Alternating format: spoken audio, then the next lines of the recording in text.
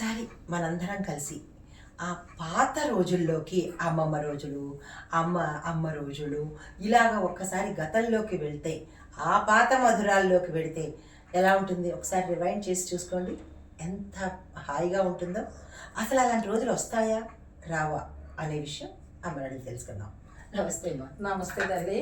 అమ్మ, ఒక్కసారి మనం గతంలోకి ఒక 30 సంవత్సరాలు 40 సంవత్సరాలకి వెళ్ళిపోతే, ఆ పచ్చని పొలాలు కానీ, ఆ ఆరుబయట పడుకోవడాలు కానీ, ఆ అందరూ కలిసి చుట్టాలు పక్కాలు అందరూ కలిసి రావడం కానీ, ఆ ఒక్కసారి అది రివైండ్ చేసుకుని అందులోకి వెళ్ళిపోతే చాలా హాయి అనిపిస్తుంది. అలాంటివి ఇప్పుడు వస్తాయంటారా? ఆ రోజులు మాతోటే స్టాప్ అయినాయి.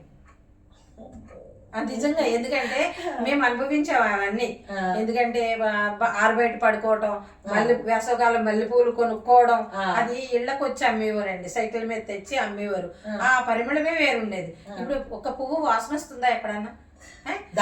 రంగుల్లో ముంచేస్తున్నారు. తర్వాత చుట్టాలు వస్తే చిన్న అది మనం ఇప్పుడు మనకి వాట్సాప్ లో కూడా వస్తున్నాయి. చుట్టాలు వస్తే ఒకే గదిలో అందరూ పడుకున్న కోడిగుడ్డు కట్ చేసి వేసుకున్న విషయాలు, అలాంటి రోజులు అలాంటి విధానాలు మళ్ళీ వస్తాయా అని మీరు అడుగుతున్నారంటే రాకపోవచ్చు. కానీ అలాంటి రోజులు రావాలని చాలా మంది కోరుకుంటున్నారు.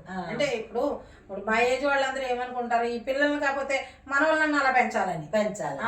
అయితే వాళ్ళు వింటారా వినరా తర్వాత విషయం. ఓల్డ్ ఈజ్ గోల్డ్ అంటాం.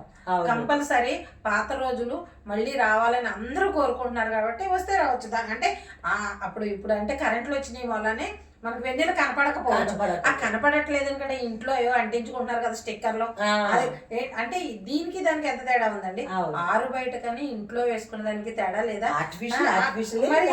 న్యాచురలే కదా ఇది. అంటే ఆ అనుభూతికి రావాలనే ఈ పనులు చేస్తున్నారు తప్ప మనం పాత రోజులు ఏవైతే ఉన్నాయో ఆ రోజులు రావడం కష్టమే. కానీ ట్రై చేస్తే దానికి ఏముంది? ఇప్పుడు మనం సిటీలో ఉంటున్నామండి, పల్లెటూళ్ళు లేవా? ఇంకా ఆ రోజులు ఉన్నాయి.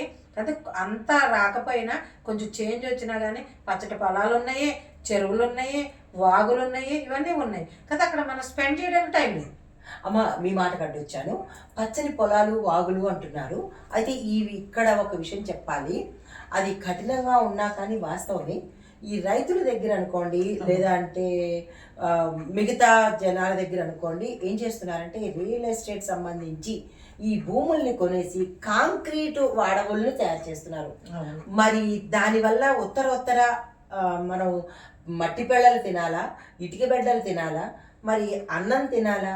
ఎట్లా ఈ రైతులకి మోసం చేసి, లేదంటే వాళ్ళకి డబ్బు ఆశ చూపించి వీళ్ళు కొనేసి దాని మీద బిల్లాలు కట్టేస్తున్నారు, అపార్ట్మెంట్లు కట్టేస్తున్నారు.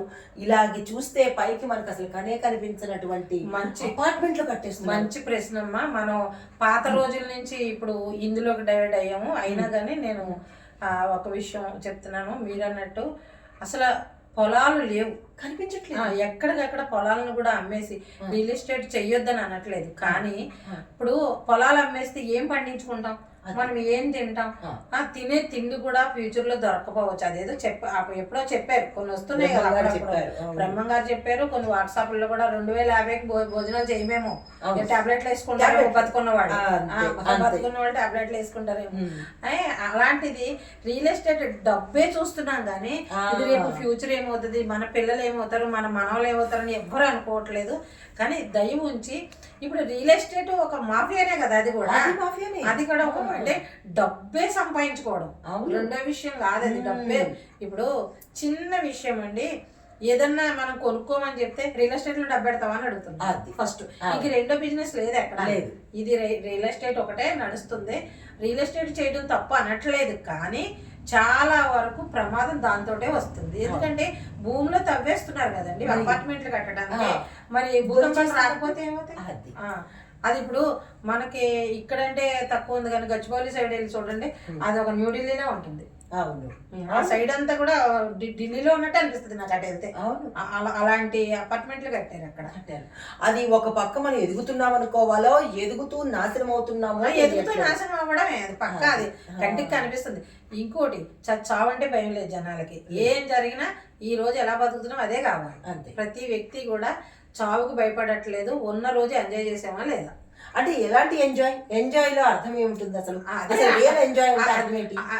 రియల్ ఎంజాయ్ కదండి. ఇప్పుడు నువ్వు అన్న ఆర్టిఫిషియల్ అన్న చూడండి, ఆ ఎంజాయ్కే ఎక్కువ అలవాటు పడిపోయారు. అలాగే బతుకుతున్నామా లేదా, బతికేస్తే అయిపోయాయి. అది ఎలా బతుకుతున్నామా అనేది తర్వాత విషయం.